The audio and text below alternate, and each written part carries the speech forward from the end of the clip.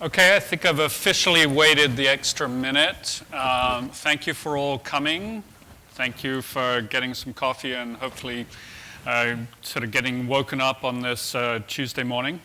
We're going to talk about OTT and making money in an unbundling world and a rebundling world and all of that. I have a great panel of speakers here, and we're going to sort of talk through the various sort of issues. But before we get sort of started, I'd love to get a sort of show of hands on sort of who's in the audience. I mean, who makes content for a living? No one. So, okay. Sorry. Who makes content and can make a living?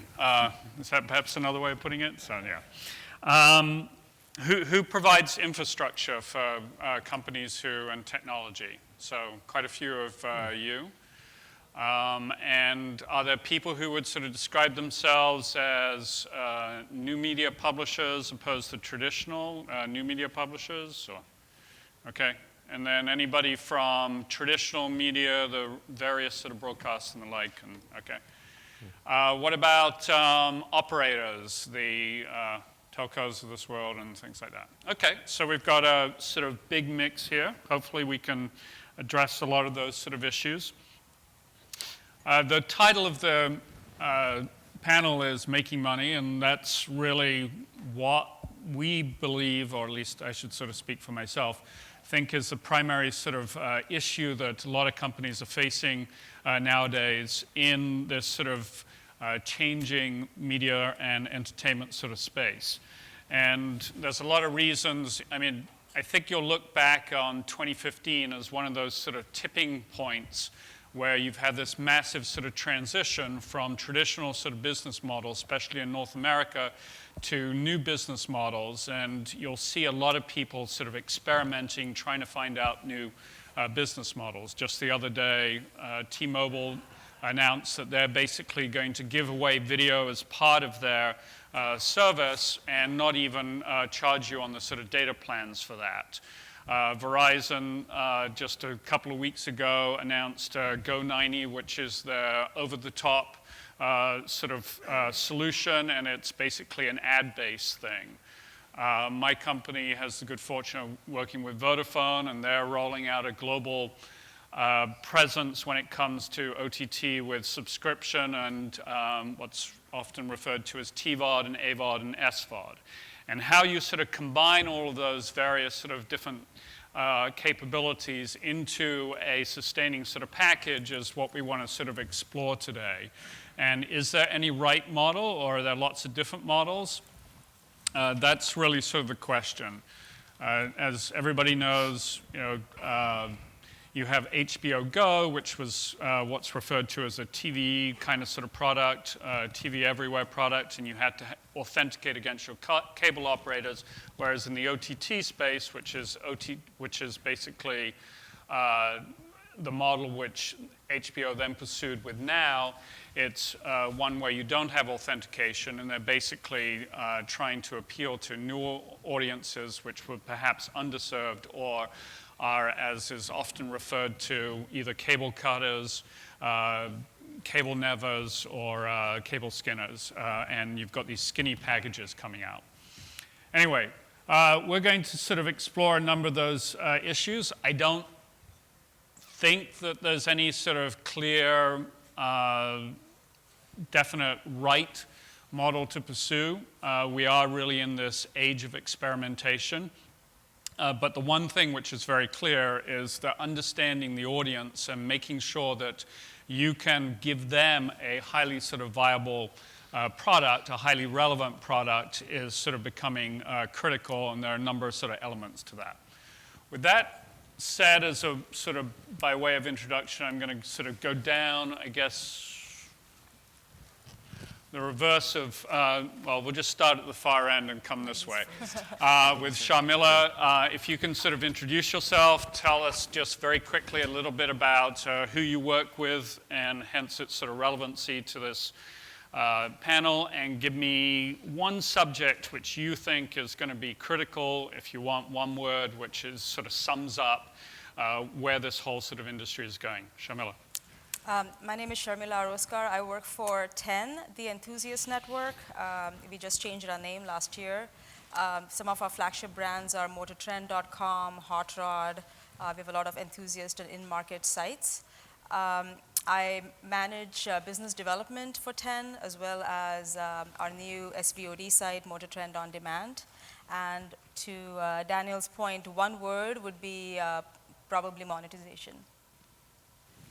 Linda. Okay, so my name's Linda Abrams, and I am the Chief Revenue Officer for 24i Media. And 24i is a global television app developer that is leading the way in making it easier for media companies, broadcasters, cable operators, and cable networks to launch their services across multiple platforms. We're partnering with Kaltura and other OVPs to solve the problem of my keyword of the day, which would be fragmentation. Hey everyone, Rich Morosky here.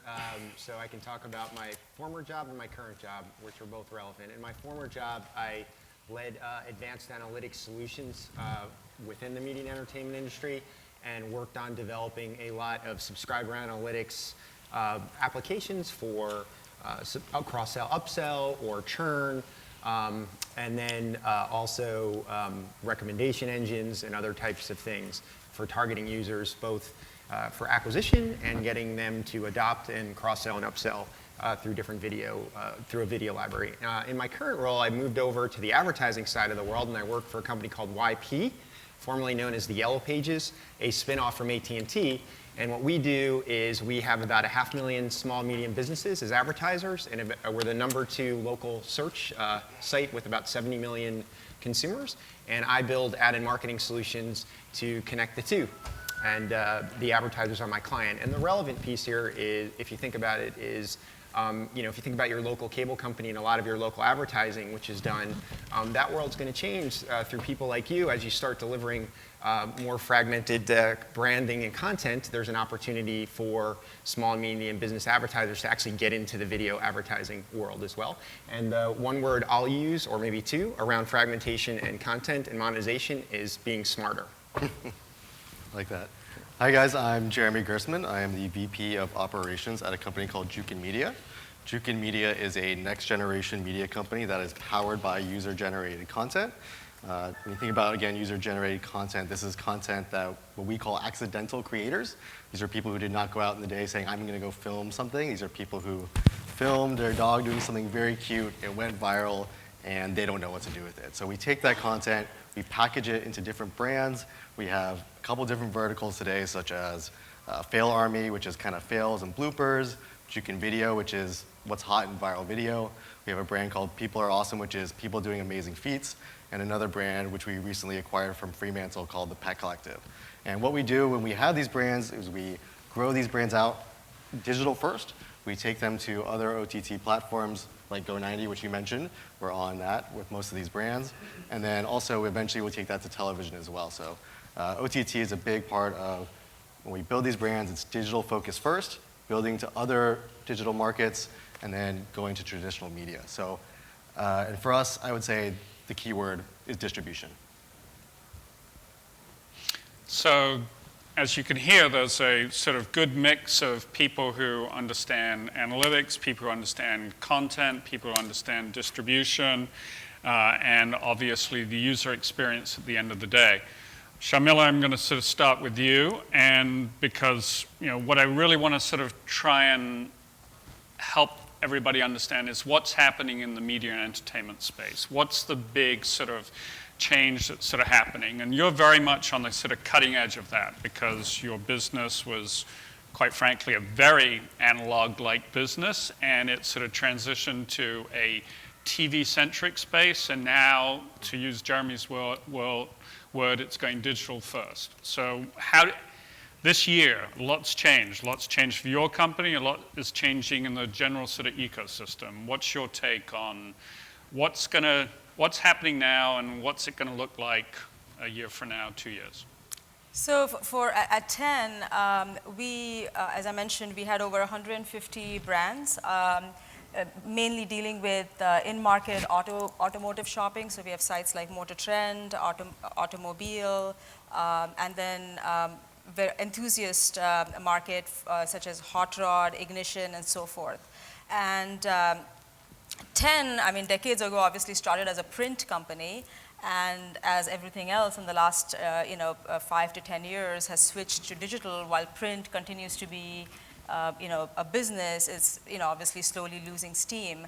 That said, in the digital area, we realized that our audience was very niche. We have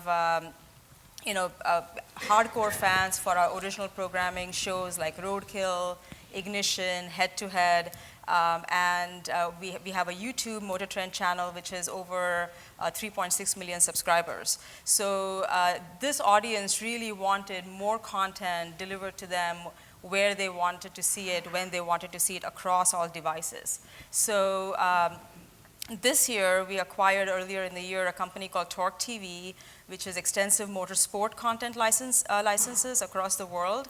And that combined with our original programming content, we launched Motor Trend On Demand, which is subscription video on demand, a very, very new area for us, very much in its nascency, but really trying to harness our content and reaching our audience where they expect to see the content. And honestly, it's very challenging because there are many devices. There is set-top devices, smartphones, tablets, and within a week of launching the site launched in August.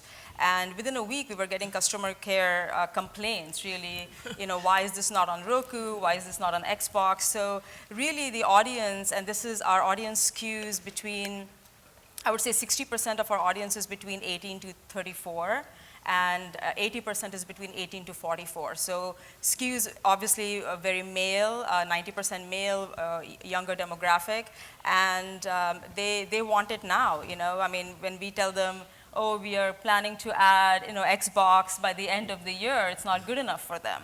And so obviously, that has been very challenging, being able to manage rollout across all these different devices, and in tandem, making sure that the performance is top-notch, because again, the audience is very, very demanding in terms of they want the videos to play at the best quality possible and not have any disruption of service. So I expect that just with the investment that our company is making and the OTT model, the traditional, obviously, business model is not going to go away anytime soon, but there is definitely a confluence of traditional and new business models, and I expect that will continue. Quick question before I move it to somebody else. Why not just stick with YouTube? You obviously had success. Why diversify? We have, I mean, our relationship with YouTube, we don't have a direct relationship with the consumer. So I think that's, again, very key for a lot of content providers. You want to have that direct relationship with your consumer. And YouTube, as you know, has a very stringent privacy policy. So even though we have almost 4 million users, we don't know who they are. I mean, we cannot reach out to them, market them, tell them a new episode of Roadkill is coming. It's very much through a third party, i.e. YouTube.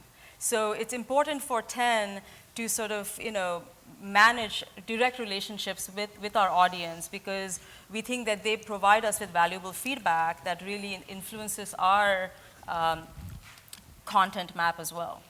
So Linda, fragmentation, the word that you chose, is the world that Sharmila's living and the issues associated with it. Your company is sort of focused on trying to sort of solve that. As you look out over the next year, will there be more? Will there be less? Does this become a bigger problem or a smaller problem?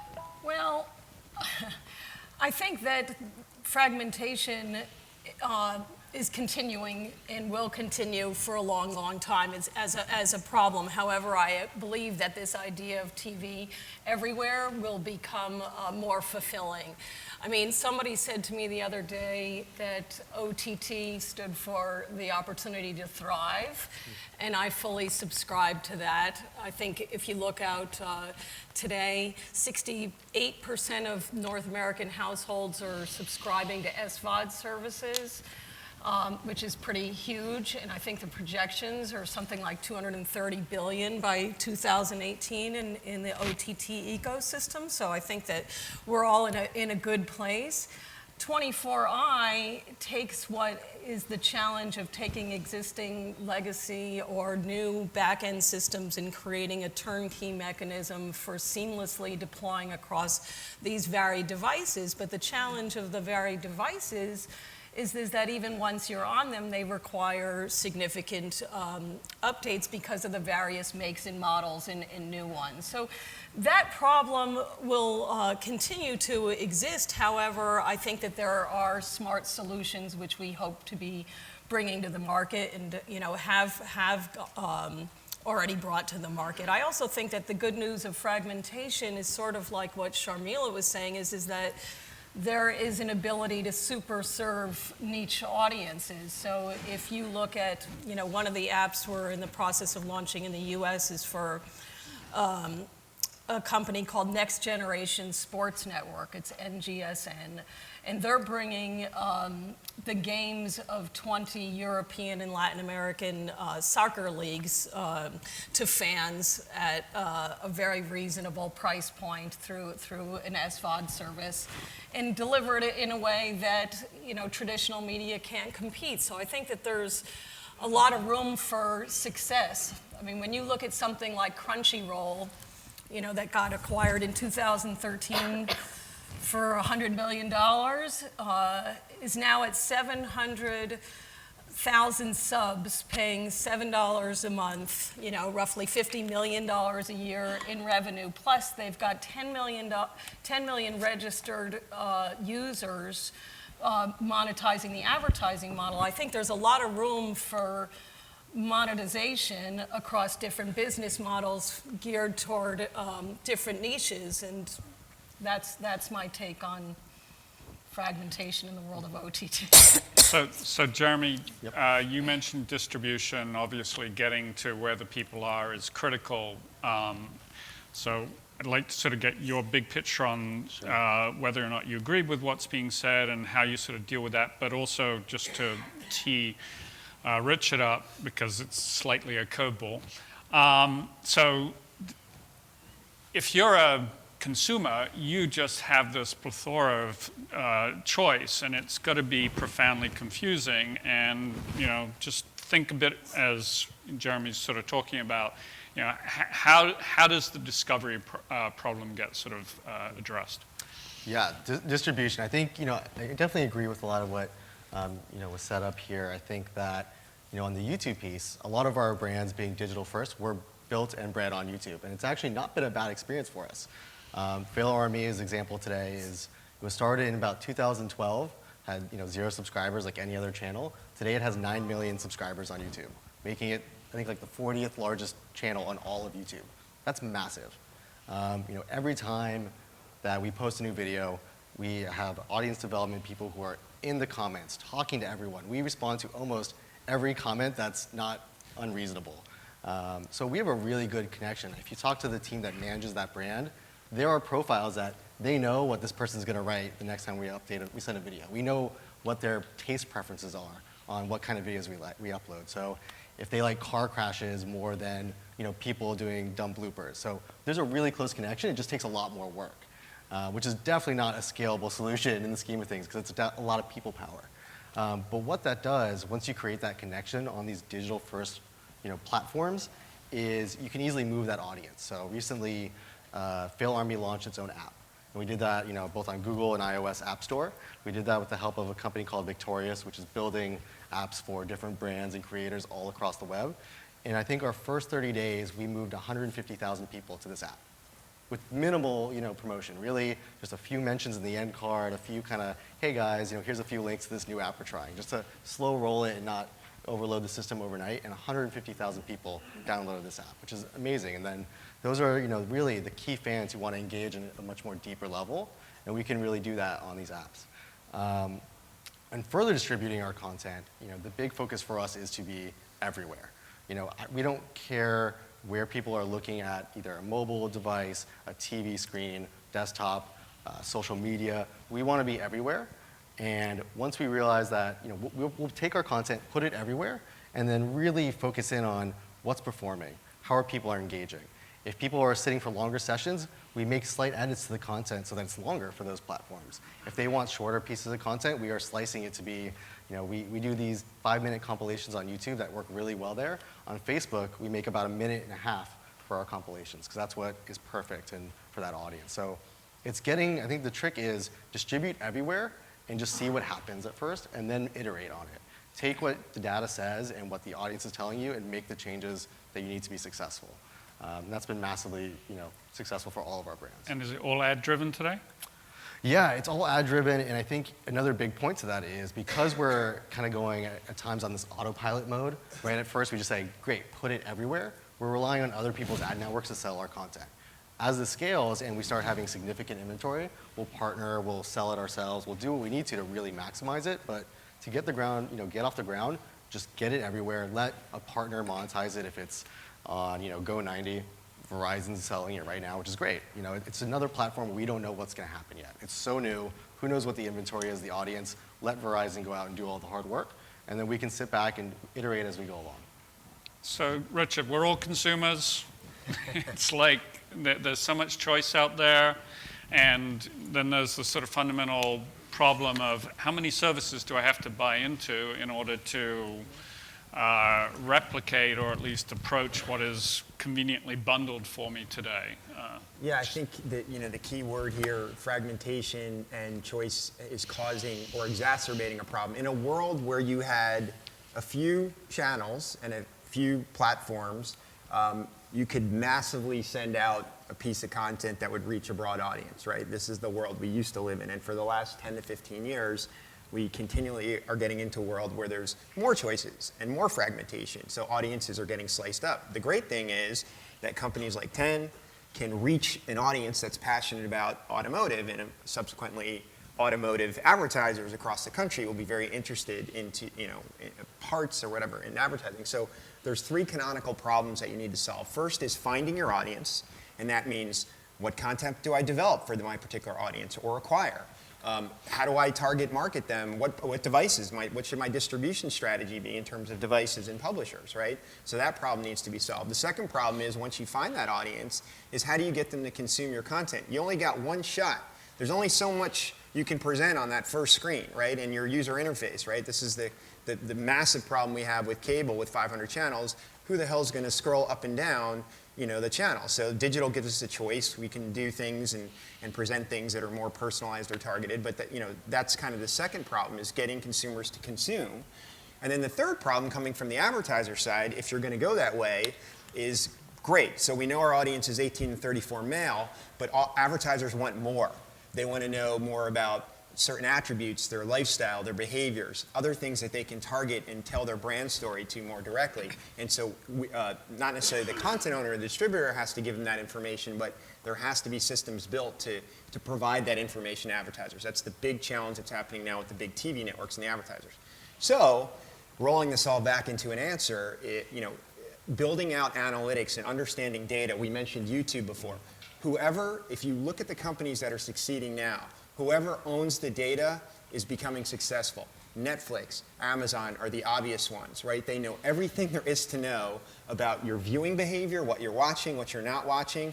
Companies like Amazon are incredibly scary in a good way from an analytics standpoint, that they also can correlate that with all your purchase behavior on Amazon.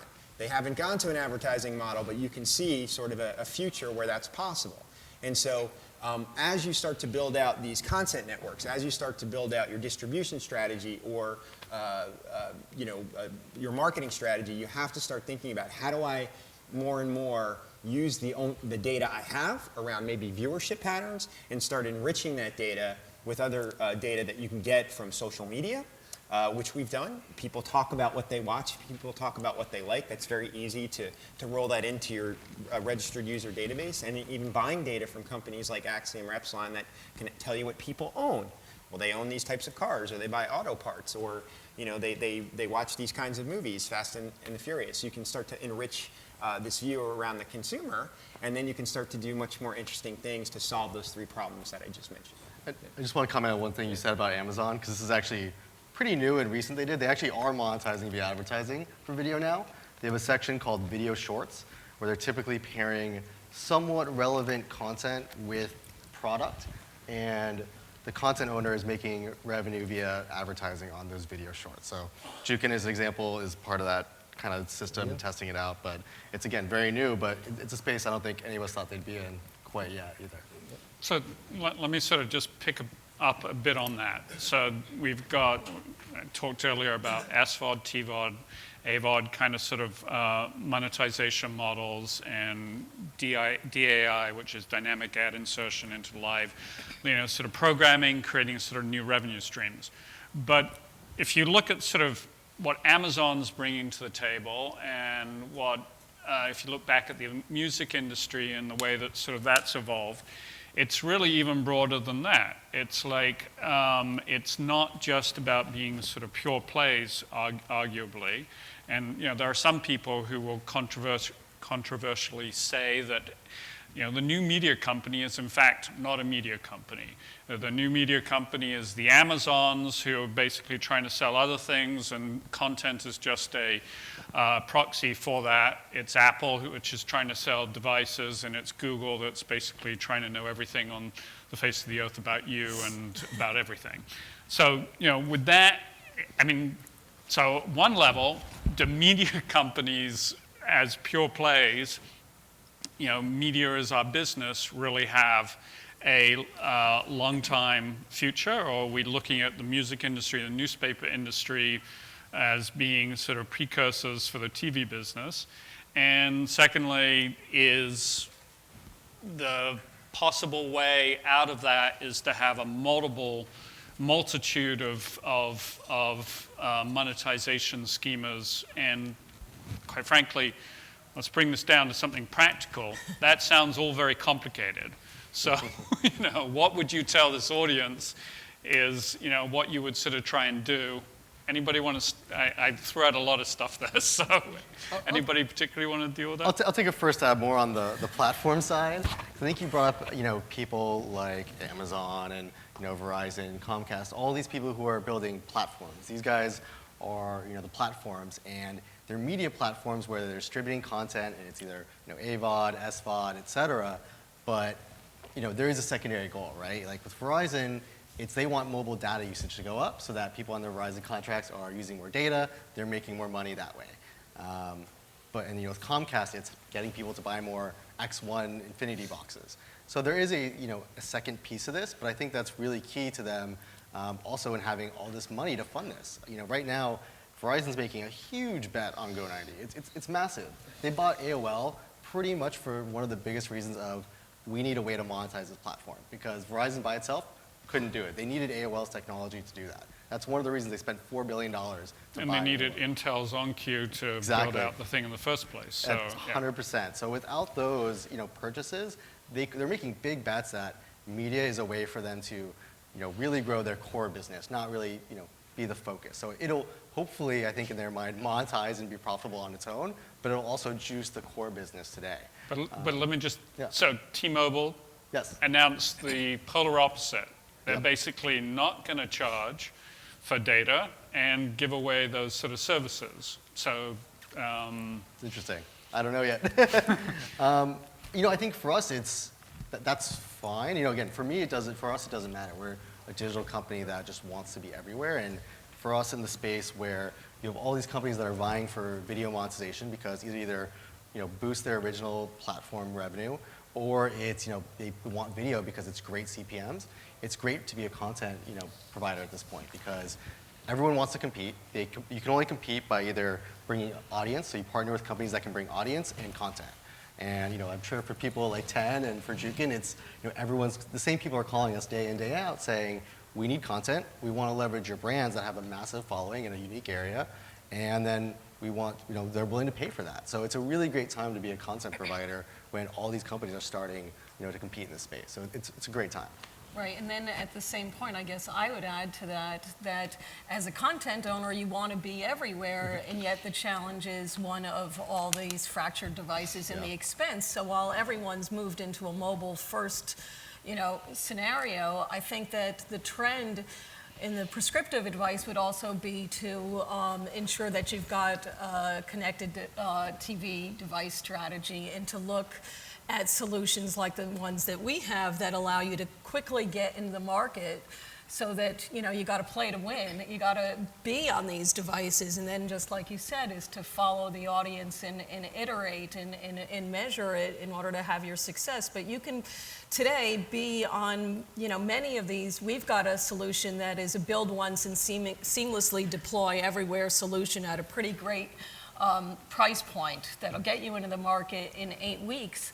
And then you can see really what is the engagement and consumption pattern and how can it be monetized. And I don't think that in today's ever-changing world that you have to be scared of changing some of the pricing and models around that as well. I know, Con TV just lowered their subscription price from $7.99 to $4.99 in order to enhance their subscriber acquisition of some of their channels. And I think we're in a very highly experimental time in that, it's better to get in. Yeah, I would add from Ten's perspective, media, telecom, and technology, the lines are blurring between these three industries. And while I agree with Jeremy and Linda that you have to proliferate across all devices, you can get lost because the marketplaces are really busy. Roku, Apple TV, unless you have a really strong brand recognition. To acquire a new audience, you really have to invest heavily in marketing. And to what Rich was saying, that's something that we are focusing on because we have a network of sites. We have audiences that go to multiple sites. We have very niche audiences who are passionate about just one program or one, even one editor. They have like fan followings, right? So the idea is really to take that audience and see how you can expose them to other content and make them aware of sort of the breadth of your content and get more engagement from them. So we are investing in a lot of data modeling with Axiom, with IMT to really understand our user behavior and predict user behavior, and then in tandem doing marketing to really expose our brand to audiences who may not be aware of what we have. And just to comment on that, in my opinion, this is where you guys in OTT and digital upstarts have an advantage even over traditional TV networks. It's hard to let go of traditional way of doing things, and the networks are still living in this sort of panel-based, Nielsen world. 10 has no choice, right? They have this audience, and in order to understand it, they can leverage data sources that they have there. And in a lot of ways, that's a huge advantage over a traditional TV network, for example. So they're able to understand much more very quickly, can test pricing, can test devices, can test different types of content.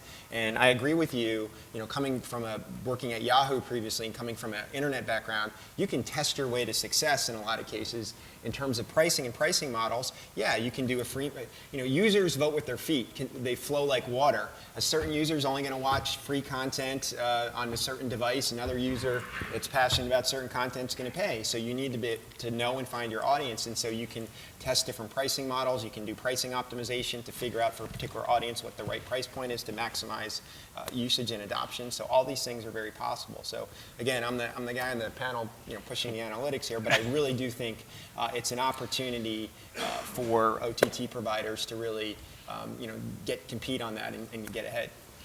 So I'm going to throw it up, open to questions in about 5 minutes, but I want to go down the panel and very quickly, 2 things in less than a minute each. First, what is the first thing that somebody should do if they're looking at getting in the direct-to-consumer OTT sort of space? And secondly, what's your sort of prediction of what we're going to be talking about? What's the killer software or whatever you want next year at this time? And is this really, as I said at the top, the 2015 is the tipping point in this sort of space? Jeremy? Yeah, I mean, I think we've said it a few times here before. I think the best thing you can just do is get your foot in the door, start putting content out into the world, and iterate as you see changes happen. The worst thing you can do is just, overthink it and spend a lot of time building, what you imagine as the perfect app for, let's say, Roku. It'll change by the time you launch it. Roku will change something on their end. You'll launch something that, for reasons you didn't understand, are totally wrong. It's better if you just get content up there. It doesn't need to be perfect. You can fix changes that happen once it's up and really find the perfect fit using analytics. That is so key. On next year, I think we are at a tipping point where you're only actually going to see more platforms getting into the game, more people like Comcast, getting into the game. This is not just going to be nationally, but also internationally. There's massive companies right now that are actually trying to create the same type of business for their, like Sky in the UK is working on some things, and there's other companies all around the world that are trying to do the same thing. So you're going to see a lot of follow along in the next year. And I'm just going to say even further out, I think, 2 to 3 years out, that's where it's going to be really interesting when you see which of these platforms are really going to survive. There's a lot that are going to spend a lot of money, make some really big bets, and fail miserably. So again, if you're a content owner and you're trying to get in, don't wait, try to get in now, because a lot of those will not exist. Just go down. Richard. Just re-emphasizing the message, definitely get your foot out there, but also, while you're doing that, kind of look where you're stepping in terms of your audience, in terms of knowing your audience. Again, I'll keep repeating the same message. Pick a target audience. Start with that audience, understand what happens. Maybe you find that your audience is shifting to a new audience, and then repivot. But, keep that focus on your audience. And I guess for me, I would say beyond the audience, it's really pick your monetization model and figure out, which way you're going to move through that. Is it going to be a freemium to a subscription? How is it going to, be monetized? And then how can you select which platforms really do work for your audience and maximize them? I think in terms of trends and whatnot, when you look at the health of the media industry, we're in this big boon of direct-to-consumer, media launches, and I think next year at this time, aside from trying to find that holy grail of cross-platform measurement, I think we're going to see a rebundling of the OTT universe, because it's still got to have some stronger discovery and curation capabilities, but those are my thoughts. Shema? I would agree with everyone's points here. I think it's important to, get your content out there, but I think it's also important to make sure that you are delivering content in an agile way, because I think users have a very short attention span, and when something is not working right, or if they have an issue with a certain flow, they expect things to be changed very quickly and not, a month from now, or quarterly release and things like that. So I think it's very important to keep on top of that. With respect to predictions, I think it's all evolving. If you look at Red Bull, for instance, it was a beverage company, and now it's a publishing company that also makes beverages. It's a $6.5 billion company, and they have gotten away from sponsoring events to actually owning the events. So I think that more and more content providers are going to want to participate in direct relationships with the audience and really establish that direct line to the audience to improve engagement. And I think content providers can help a great deal, along with the effective platforms. Yeah. I think that's a good summation. Every company in the future really is a media company, whether or not they know it or not, and developing that direct relationship with the audience is critical, with whoever your specific audience is. Some people referred to that as the relationship era, and that's probably what we're going into. Questions? Yes, and I'm going to repeat them because I have a mic and you don't. So. Okay. Shamila, that's a really good question. I'm coming from the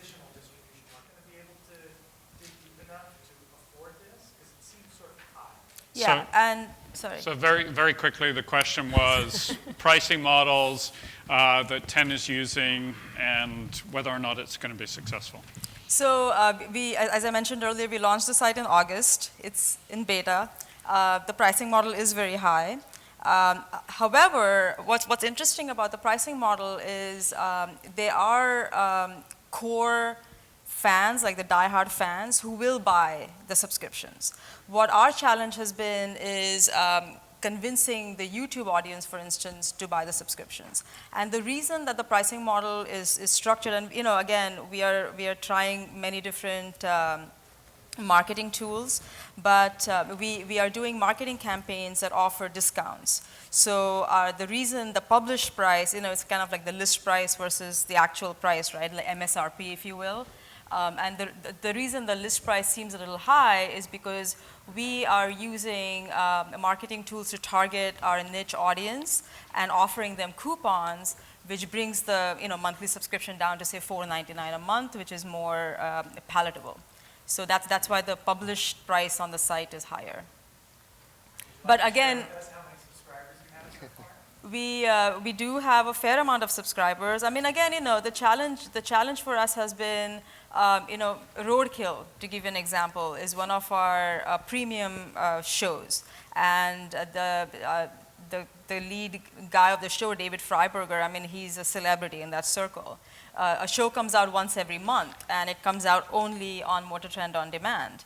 But it's targeted to the millennial generation. So oftentimes they will hack into the video, get the video for free, post it somewhere. So that's been challenging for us as well to sort of convey the the value of a subscription. And again, we are 2 months in, so we'll talk again next year, hopefully. Right, it's I'll have better news to report. It's like what people said, I want my MTV was then. Now it's I want my MTV, but I'm not sure if I want to pay for Right. it. And Teen Wolf is on Hulu. And, the various configurations. And this one has advertising. Other questions? And please say who you're with, if you don't mind.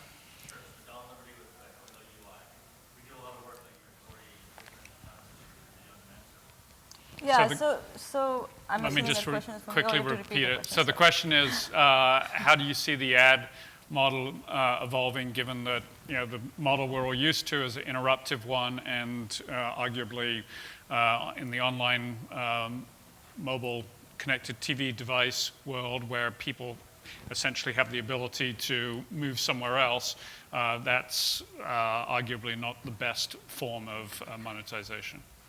So ideally, we want to move away from the ad platform to just an SVOD platform, right? That said, I don't think that the ad platform is going to go away anytime soon. I work closely with our sales teams. They're pitching sponsorships to our, to top OEs, and that is something that they very much still want. They want, pre-rolls. They want, integrated ads. That said, I think what we are attempting to do on Motor Trend On Demand is we planned when we first launched to have an ad-free experience behind the paywall, and what we found is that that was not really sustainable from a revenue standpoint. So what we have now done is we have ads both in front of the paywall and behind the paywall. The ad frequency is substantially lower behind the paywall. So in front of the paywall, you may see a pre-roll with every video that you see. Behind the paywall, you may see it just once every 3 views. So that has proved to be somewhat successful for us. But honestly, I don't think that we would be. I mean, I would love to just say free, no ad experience behind the paywall. But at this point, I don't think it's sustainable for us. I mean, it seems right now, I mean, there are definitely solutions. I'm sorry. I think can hear him, so- we're actually over time, and I think this is a great conversation to have. So I would suggest take it beyond this panel, because this is something that we can all contribute to, and it's a great question. Thank you, everyone. Sorry we didn't get to enough questions, and follow up with us. You can find us all in our respective places. Thank you. Have you seen that Truex stuff that Fox is experimenting with? No. So they just